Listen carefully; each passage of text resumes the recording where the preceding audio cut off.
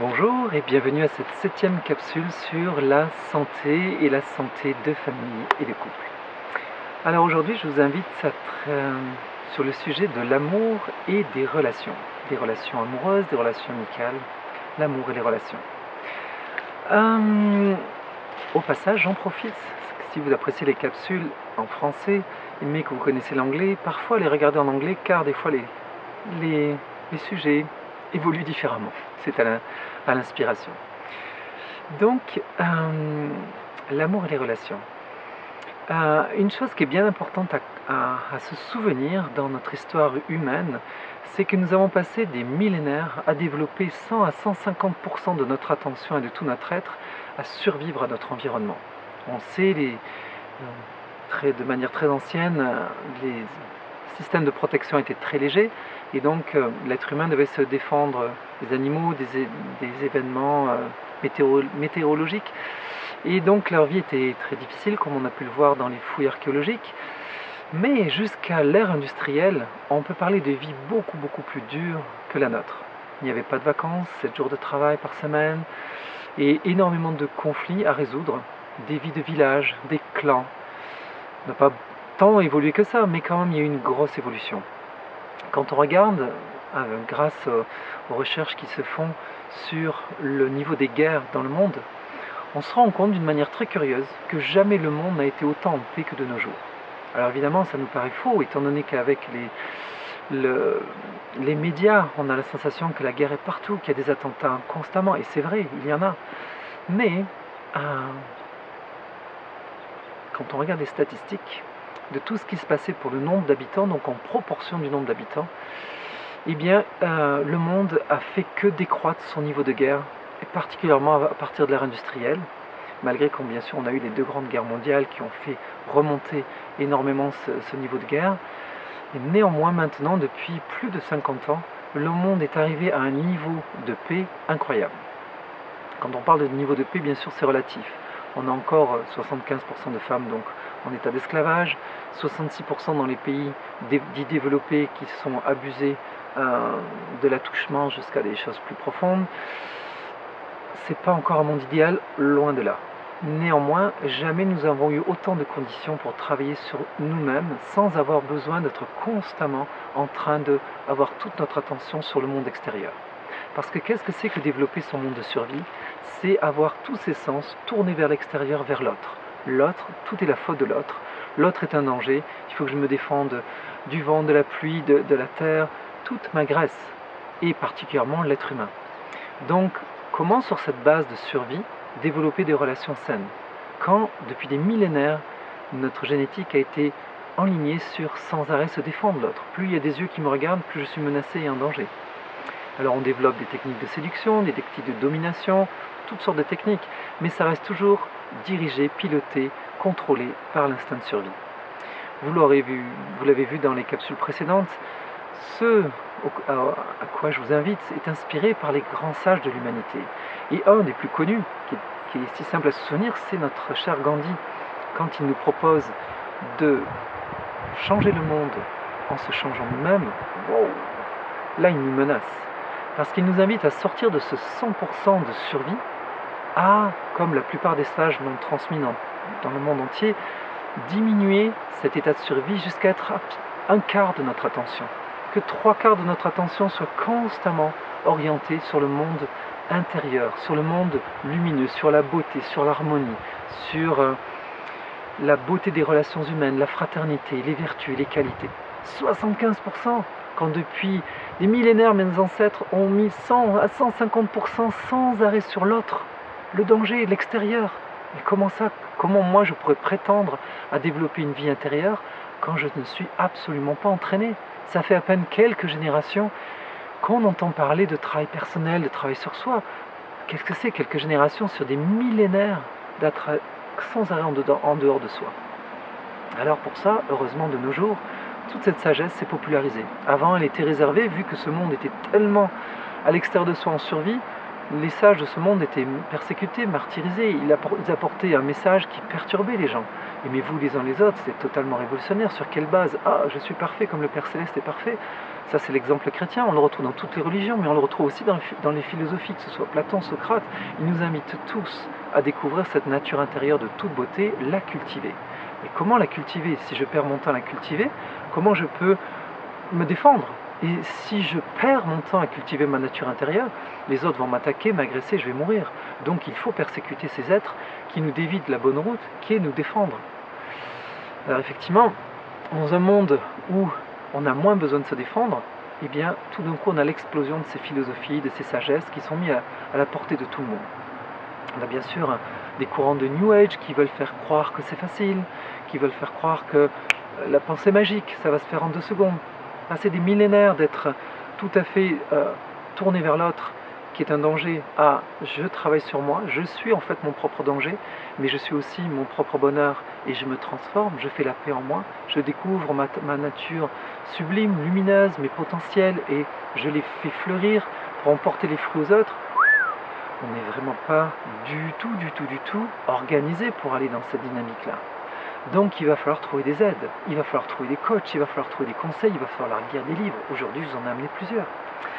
Le premier que je vous propose, c'est ce fabuleux livre « L'homme à la conquête de sa destinée » d'Omar Mikhaël Ivanov. C'est justement de comprendre comment partir de cette nature instinctive, animale, qui nous a pétris, celle qui gouverne totalement notre enfance, pour petit à petit, à force de culture, à force d'éducation, et l'éducation pas dans le dressage, l'éducation dans faire sortir notre potentiel, ce qu'on appelle le peaceful parenting, l'éducation pacifique de l'enfant qui en fait souligne ses potentiels, tout en donnant des limites, mais souligne les potentiels, cette richesse. Et comment en fait on peut faire évoluer cette obligation d'une destinée qui est fatale vers une liberté, une destinée dans laquelle on puisse être un créateur. Et là-dedans, dans ce livre, vous trouverez énormément d'éléments pour vous accompagner dedans. Un autre livre intéressant, c'est les 4 accords Toltec. Encore voilà des sagesses ancestrales, natives, qui ont été collectées par des êtres. Ici, c'est Miguel Ruiz qui nous le transmet. Et qui nous ramène des points, 4 points cardinaux pour sortir de la survie et nous ramener toujours à nous-mêmes. Toujours, comment tu te sens, où sont tes objectifs, quels sont tes buts. Ce que l'on retrouve beaucoup de nos jours en PNL, en coaching de vie, pour nous reconnecter avec notre pouvoir intérieur, notre puissance interne. Et notre livre dans le même domaine, c'est... voilà, et donc en fait, dans ces 4 accords Toltec, vous allez vous aider à dissocier vos réactions instinctives animales de le travail de cette vie intérieure, et donc ne plus lire l'environnement comme un étranger, mais vivre l'environnement comme quelque chose qui vous invite à aller chercher des ressources en vous pour répondre de manière créatrice et constructive à l'environnement, et non plus comme en victime dominant, ou dominant-victime, et sauveur bien sûr. Dans le même esprit, vous avez le fameux Ho'oponopono, qui a été développé par un Dr Len, qui est formidable, qui vous permet de vous sentir 100% responsable de votre environnement. Si on le relie au travail de Bruce Lipton sur la nouvelle biologie cellulaire basée sur l'épigénétique, c'est bien ce que l'on apprend avec l'épigénétique. L'environnement peut nous modeler, mais nous faisons partie de cet environnement. Si nous décidons dans l'environnement d'injecter des notions de paix, d'harmonie, d'amour, nous le développons et nous le suscitons dans notre environnement. Donc ça devient un dialogue dans cet environnement. On devient co-créateur de notre vie. Ça m'amène à ce livre-là de Michel Noël, qui est être l'auteur de sa vie. Donc, tous ces auteurs, nous ramènent une sagesse assez importante qui vient de millénaires de gens qui ont survécu, qui n'ont pas succombé à laisser simplement leur nature animale guider leur vie, mais qui ont développé cette part d'être, cette part d'humanité, et qui ont voulu faire émerger cette évidence que notre nature est d'une beauté, d'une profondeur toute puissante.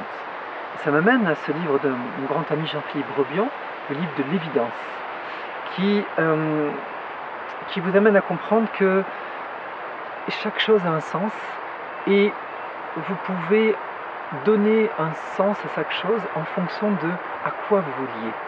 Si vous liez bien sûr à la nature instinctive, ce sens va tout de suite avoir une connotation de dominant-dominé, victime, dominant. Si au contraire vous vous liez à une autre nature qui est présente en toute chose, tout d'un coup vous rentrez dans ce sens qui devient une inspiration, qui devient un guide, un fil conducteur, et qui devient finalement ce qui vous permet d'interagir. Et ça m'amène à ce dernier livre de Marshall Rosenberg, le créateur de la communication non violente. Ici, ce petit livre que je vous recommande, c'est les ressources insoupçonnées de la colère. Il faut savoir que Marshall Rosenberg, sa méthode est excessivement simple à apprendre, tellement simple que la plupart des grandes entreprises dans le monde, en informatique, dans l'industrie, ont adopté sa méthode pour leurs employés, car on s'est rendu compte que dès que les relations au travail étaient meilleures, l'enrichissement de la compagnie se faisait sentir de manière extrêmement significative. Donc, bien sûr qu'ils l'ont introduit pour des buts monétaires, mais ce qui est intéressant dans un autre domaine, c'est que le Dalai Lama a introduit la communication non violente dans les monastères, pour permettre à ces monastères d'avoir des prières, des méditations beaucoup plus efficaces. On l'a déjà vu dans le passé, la majorité des stress viennent des relations interpersonnelles. C'est ce qui nous stresse le plus, ce qui nous met le plus dans notre nature instinctive, qui nous amène le plus à nous battre, nous combattre, à être toujours dans l'injustice, dans le conflit. Donc, Marshall Rosenberg, la communication non violente, c'est une clé merveilleuse. Sur quoi est-ce qu'elle est basée? Elle est basée sur stimuler la nature intérieure de l'autre. On se souvient, le couple à 4 dont nous avions parlé précédemment, je suis de nature masculine. Ma nature lumineuse intérieure, mes pleins potentiels, je peux la reconnaître comme une nature féminine avec laquelle je m'unis et ça me permet d'élever mes vibrations en tant qu'homme. De la même manière, si je reconnais dans un autre homme la même chose, dans une femme, qu'elle a cette nature lumineuse, de nature masculine, nos natures intérieures, plein potentiel, pleine créativité, est-ce que je veux rentrer en contact avec cette personnalité, cette vie animale instinctive qui depuis des millénaires a été façonnée pour se combattre, se défendre et finalement éloigner l'autre pour être tranquille et pouvoir avoir un minimum de sécurité et donc espérer survivre un peu plus longtemps? Ou est-ce que je veux rentrer en contact avec ce plein potentiel de l'autre et commencer à établir un dialogue? Le dialogue ne peut se faire que dans un état de paix, sinon c'est le conflit. Et pour dialoguer, il faut que je rencontre une nature de l'autre qui m'inspire la confiance, qui m'inspire le respect, qui m'inspire l'amour. Ça veut dire qu'il faut d'abord que je la rencontre en moi-même.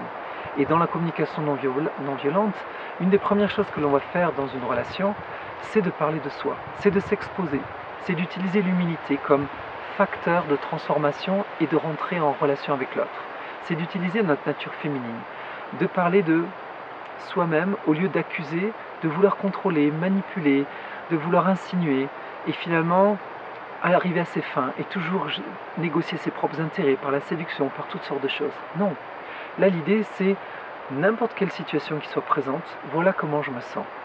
Je me sens très bien, je me sens heureux aujourd'hui, je me sens en joie, je me sens un peu foufou. Ça permet à l'autre d'avoir une information sur nous qui est précieuse. C'est une information interne, sensorielle.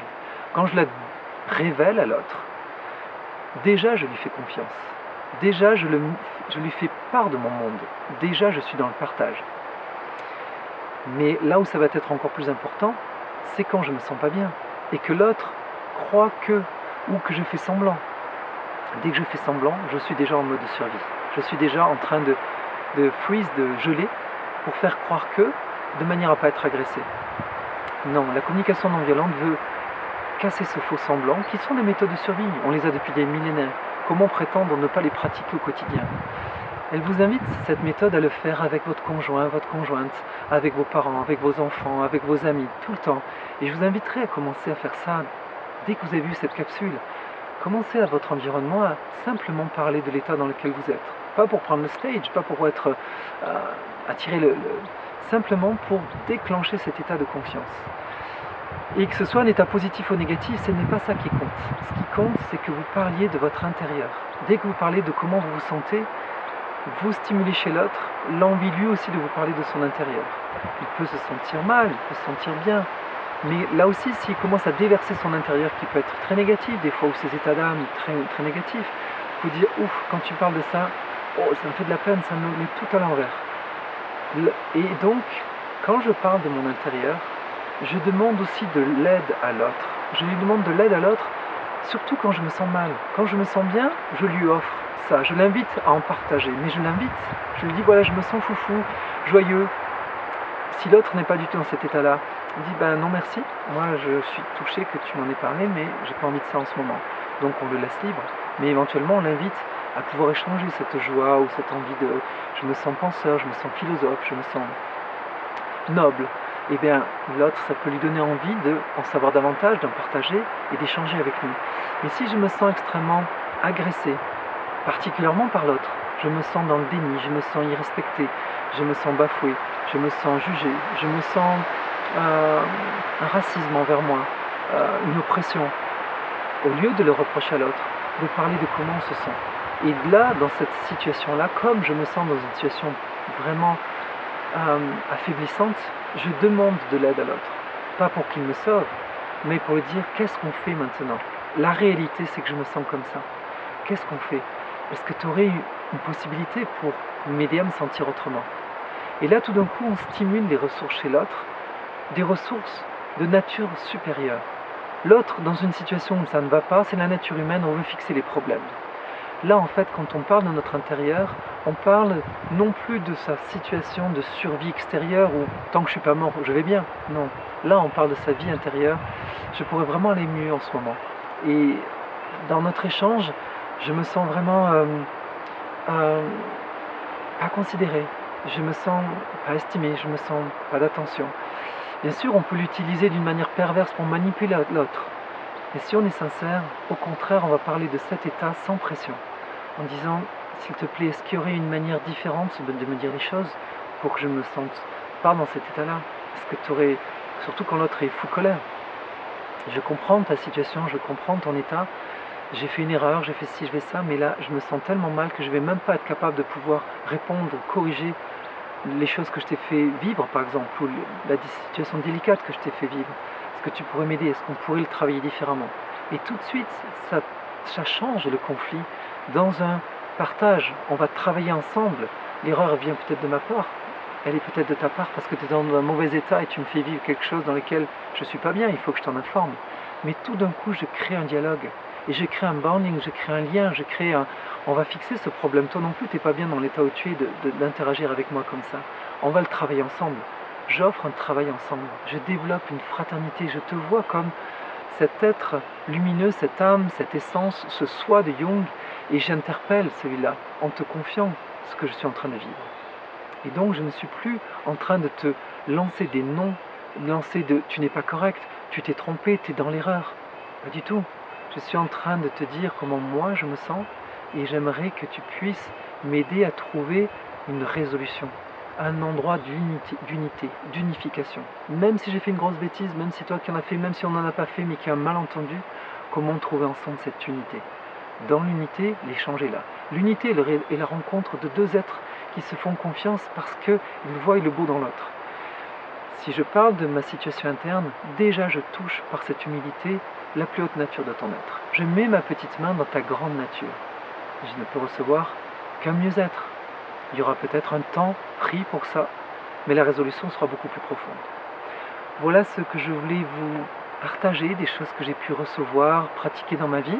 Et c'est un chemin qui est ouvert à sans arrêt s'améliorer. Je vous ai donné justement quelques références pour pouvoir aller plus loin, plus profondément dans ce sujet-là. Et je vous invite à la prochaine capsule sur la continuité de l'amour, des relations, de la sexualité. À bientôt.